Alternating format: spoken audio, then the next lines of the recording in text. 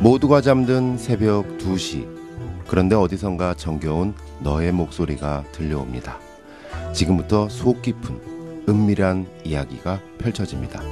FM 99.9MHz 경기방송에서 준비한 야반도주 시즌 2.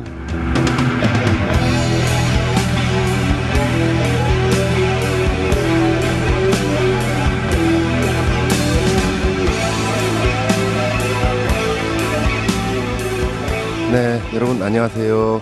오늘도 야반도주 시즌2에 와주신 여러분 진심으로 환영합니다. 처서라고 하는데요. 처서가 뭐야? 이런 질문을 받았을 때 저도 뭐지? 정말? 가을의 길목? 가을의 길목은 입추 같고요. 또 뭐 팥죽 먹는 날도 아니죠. 동지인 것 같고. 개구리? 개구리는 경칩인 것 같고요. 뭐지? 순간 당황했습니다. 그래서 누구나가 하듯이 검색 신공을 발휘해서 처서가 어떤 날인가 이렇게 검색을 해봤더니 아마 다들 아실 거예요. 뭐 목이 입이 이렇게 삐뚤어지는 날이라고 하죠. 처서 목이 입이 삐뚤어지는.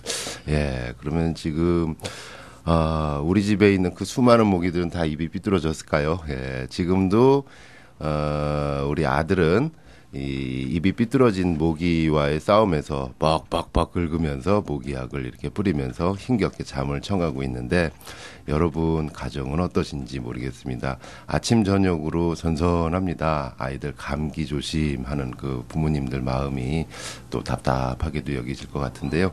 아침 저녁으로 선선하기 때문에 좀 덥더라도 약간 좀 온도 조절을 좀 신경 써야 되는 그런 날씨인 것 같습니다. 이런 와중에 저희 야반도주 청취자들께서도 오늘도 눈처럼 소복하게 사연들을 보내오셨습니다. 처서에 비가 오면은 우리 조상들은 흉년이 들 거다 뭐 이렇게 예측을 하셨나 봐요. 근데 올해는 농사기술이 발전했기 때문에 그러지 말기를 바라면서, 하지만 우리 농부님들, 농업인 여러분께 다시 한번 끝까지 화이팅 하시라고 격려와 박수의 메시지를 한번 보내드립니다. 이런 와중에 문희은님께서는요, 카톡 플러스 친구를 통해서 시 같은 사연을 보내주셨어요. 좋은 시간 되었으면 좋겠습니다. 조용한 물가에 빗방울 소리가 너무 좋네요. 김범수의 보고 싶다 신청드립니다. 이럴 때마다 이 라디오 사연이 더 시같이 느껴지는 건 음악하고 어우러지는 것 같죠. 김범수 아저씨의 보고 싶다의 멜로디가 갑자기 싹 떠오르면서 정말 그럴 수 있겠구나라는 생각도 했습니다. 반면 김영철님께서는요, 벼락이 치는 것 같아요. 저는 죄를 많이 져서요. 조심해야 될 듯. 유유 이렇게 해주셨는데 동감입니다. 저도 이제 그 벼락이 치는 날은 가급적 밖에 안 나갑니다. 그리고요, 이 뉴스 보니까 뭐 휴대폰 같은 거 꺼내고 괜히 밖에서 그러셨다 큰일 난답니다. 예. 저와 또 김영철님과 비슷한 이 조심해야 하셔야 될 분들, 특히 각별하게 요즘 날씨에서 좀 조심하셔야 될 것 같습니다. 그리고 이장만님께서는 어제 황 작가님 이렇게 떨고 계시네요. 힘내세요. 이렇게 그 문자 메시지를 주셨고요. 또 100원의 정보 이용료 3238님께서는요. 듣고픈 노래가 있습니다 하면서 이승철의 서쪽 하늘, 역시 이 날씨하고 잘 어울리는 그런 신청곡이 오는 것 같은데요. 이승철 님이 부르신 서쪽 하늘 또는 울랄라 세션이 리메이크한 것도 좋습니다. 이렇게 해드렸는데 두 곡을 다 틀어드려야 되나 어떻게 해야 되나 모르겠는데 너무 좋은 명곡들을 신청해 주셔서요. 자, 이 시점에서 여러분이 보내주신 신청곡 듣고 오늘의 특별한 야도녀 모시도록 하겠습니다. 네, 야반도주 시즌2 함께하고 계십니다. 자, 오늘의 특별한 손님이 문 밖에서 대기를 하고 계신데요. 모셔보도록 하겠습니다. 오늘도 야도녀입니다. 라디오 스타 출신이고요. 한밤나라의 진행을 맡고 있습니다. 우리 박혜련 MC가 오늘의 야도녀입니다. 자, 모시도록 하겠습니다. 어서 오세요. 안녕하세요. 네, 반갑습니다. 반갑습니다. 네, 이 시간 차이가 별로 안 나죠. 한밤나라는 밤 12시에 끝나고 네. 2시간 있다가 이 야반도주 네. 이렇게 하는데 새벽 2시에서 3시는 어떤 시간인가요? 저에게는 꼭 잠을 청해야 되는 시간이에요. 네. 네, 이때 안 자면 놓쳐서 잠이 안 들더라고요. 그래서 보통 집에 가면 피곤하거든요. 씻고 나면 잠이 깨요, 다시. 굉장히 속상한 시간인데 억지로 잠을 청해 봅니다, 이 시간에. 그러면은 안 씻고 그냥 안 씻고 네. 근데 하다 보니까 이제 이 생각도 많고 또 요즘 같은 날씨가 이럴 때는 네. 잠이 안 올 때가 있잖아요. 네, 되게 있죠. 괴롭지 않아요? 잠 안 올 때?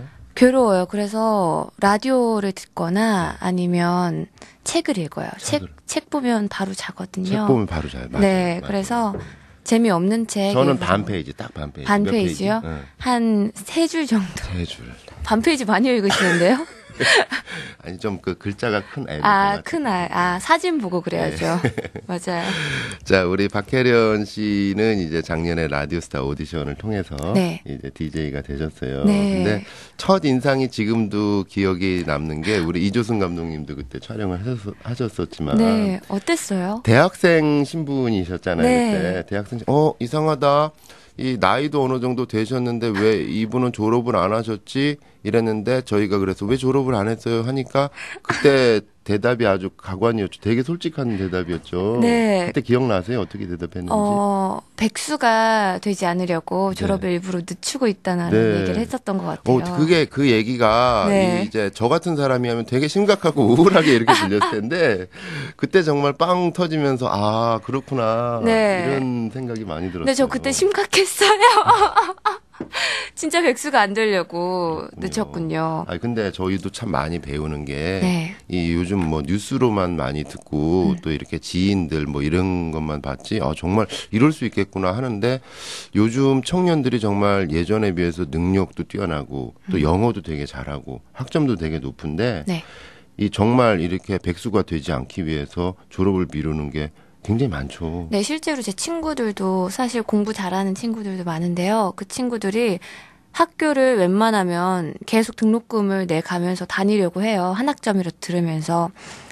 이제 아무것도 무직의 상태가 되면 불안하고 또 취직은 안 된 상태고 이러니까 어떻게든 근근히 이해해 보려고 졸업을 다 안 하고 있어요. 그러면 네. 뭐 보통 이렇게 입사 원서나 어디 제출하는 거 네. 이런 거를 뭐 몇십 건씩 내겠네요. 그쵸. 시즌 되면 자기소개서라고 하죠. 자소서 쓰느라고 한 20곳, 30곳 쓴다고 밤새고 서로 돌려가면서 채점해주고 힘들어요. 지금 이제 8월 말이잖아요. 네. 8월 말인데 취업 준비생에게는 8월 말은 어떤 시간입니까? 시간이 너무 안 가는 시간이에요. 왜냐하면 이제 하반기 공채가 아직 안 떴고 네. 상반기는 이미 지나갔고 했기 때문에 빨리 새로운 소식이 나오길 기다리는 그런 순간이에요. 집에서는 눈치가 굉장히 많이 보이거든요. 밥만 축낸다, 나가라 해서 카페에 모여서 애들끼리 수다 떠는데 뭐 수다 떤다고 딱히 방법이 나오는 것도 아니고 좀 힘든 시기인 것 같아요. 정보는 이제 나올 만한 데가 별로 없고 네. 뭐 카페 들어가 봐야 딱히 먹고 없거든요. 없고, 네.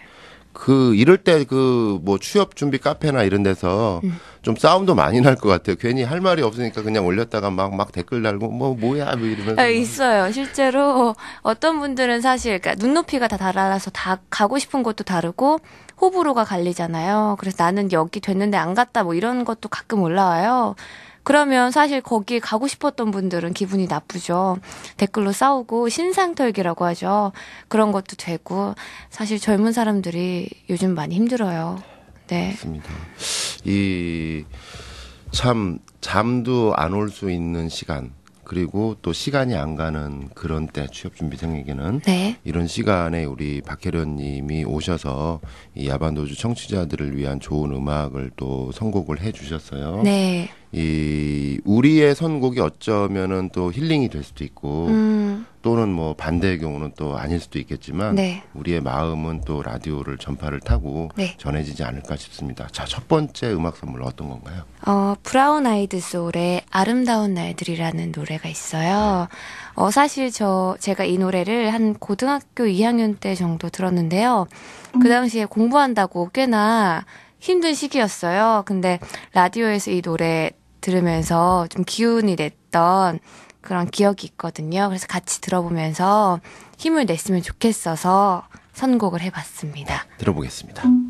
아름다운 날들 듣고 오셨습니다. 근데 네. 참 듣고 보니까 이 고등학교 때, 중학교 때는 또 대학 가기 위해서 네. 힘든 나날을 보내고 그쵸. 대학 가서는 또 취업하기 위해서 또 힘든 나날을 보내고 스펙 쌓기 위해서 네. 끝이 없어요 정말. 인생이 참 힘들다. 사는 게 쉬운 게 아니구나. 10대 때부터 느끼는 것 같아요. 그러니까 그럼 보면 옛날에는 이제 그 젊은 사람들이 인생이란 뭐 이러면은 막 한 대 빵 맞았잖아요. 네가 뭐 인생을 뭘 알아 이랬는데. 그러니까요. 근데 그런 말이 나올 것 같아요. 그러니까 요즘 아이들이 점점 성숙해지는 게 보이잖아요. 네. 이게 본의 아니게 부담도 많이 되고 사는데 그런 무게를 일찍부터 느끼다 보니까 애들이 성숙해지는 것 같아요. 맞아요. 네. 그리고 참 한국의 초등학생, 중학생은 참 바빠요. 지나치게 바빠요. 참 바빠요. 네. 예. 저 때도 나름 바빴다 이랬는데요. 요즘 친구들 보면 진짜로 아침에 6시에 일어나서 학원 다니고 학교 다니고 저보다 훨씬 더 바쁘게 살더라고요. 좀 안 됐다는 생각이 좀 많이 들어요. 맞아요. 네. 저희 집에도 그런 사례가 2사례가 있어서 참 그래요 보면. 사실 근데 또 공부를 안 시킬 수는 없잖아요. 다 하니까 두 가지 마음이 같이 드는 것 같아요. 그리고 사실 밥도 제대로 잘 못 먹는 것 같아요. 이렇게 맞아요. 왔다 갔다 하면서 그러다 보니까 뭐 삼각김밥 뭐 이렇게 먹고 그러는데. 요즘 애들이 그래서 두 가지로 나뉘는 것 같아요. 아주 마른 애 있고요. 좀 찐 애 있고. 보통 아이들이 잘 없어요. 아주 마른 아이들은 그러면은 그냥 밥대 거르고. 예, 뭐 그냥 이래가지고. 대충 이렇게 편의점에서 그 삼각김밥 이런 거 먹고 하는 아이들. 참 그렇습니다. 네. 자, 그런 와중에서도 이렇게 좀 그 웃음을 잃지 않고 살아가는 것들이 굉장히 어떤 박혜련 님이 네. 저희 한밤나라 DJ로서 여러분과 만나게 된 어떤 중요한 계기가 아닌가 싶은데 이 힘든 시기를 어떤 식으로 본인이 좀 힐링을 하고 웃음을 잃지 않고 이렇게 했던가요? 저는 친구들이랑 그냥 수다 떨었던 게 가장 도움이 됐던 것 같아요. 그렇군요. 네. 1년 전 라디오스타 오디션 때하고는 다른 얘기를 하고 계십니다. 그때는 힘들 때 라디오요. 라디오가 저에게 힘이 됐었어요. 이렇게 면접 때 아주 힘주어서 얘기를 하셨었는데. 아니, 라디오도 힘이 친구였군요. 됐어요. 라디오도 힘이 됐는데요. 네. 지금 방금 전에 노래를 들려드려서 좀 다른 얘기를 꺼내봐야 될 것 같아서 친구 얘기를 꺼냈는데요. 당연히 라디오도 힘이 됐죠. 정말 고등학교 때, 중학교 때는 밤 8시부터는 새벽 2시까지 라디오를 들었던 것 같아요. 정말요? 네. 항상. 그러니까 그 라디오 DJ 목소리랑 그 웃는 그 소리를 들으면 괜히 같이 웃게 되고 사실 많이 안 웃겨도 혼자 있으면 잘 웃게 되거든요. 맞아요. 그러면서 기운을 좀 얻고 사람들 얘기 들으면서 수다를 이렇게 떨었던 것 같아요. 들었지만 저는 마음으로는 수다를 떤 느낌? 그랬던 것 같아요. 청소년들도 참 그 고등학생 또 요즘은 또 중학생이라고 그냥 이렇게 막 놀고 그러는 것도 아니고 뭐 특목고 준비 뭐 이래가지고 네. 지금 한참 또 그 친구들은 또 뭐 자기소개서 쓰고 있고 그러더라고요 보니까. 맞아요. 면접 준비하고 이래요. 예. 안 됐어. 그러면서 혹시 저희 야반도주와 함께 하실 수도 있을 것 같은데 네. 굳이 한두 마디 정도 이렇게 그 친구들한테 한번 얘기를 건넨다면 어떤 얘기를 하실 것 같아요? 사실은 지금이 너무 힘들고 중요한 순간이라 포기하고 싶지만 억지로 끌고 가는 면이 있을 텐데요. 지나고 보니까 이런 얘기가 좀 잔인할 수도 있겠지만 저는 좀 더 열심히 하지 못한 것에 대한 후회가 훨씬 더 많이 남더라고요. 사실 힘든 거는 지나면 좀 잊혀져요.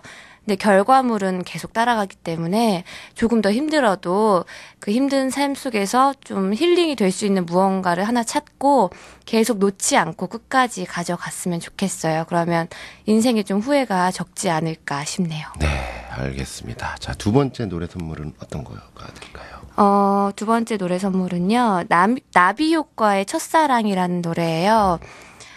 제가 또 이제 힘들 때 이성에 대한 관심이 또 나름 힘이 되거든요.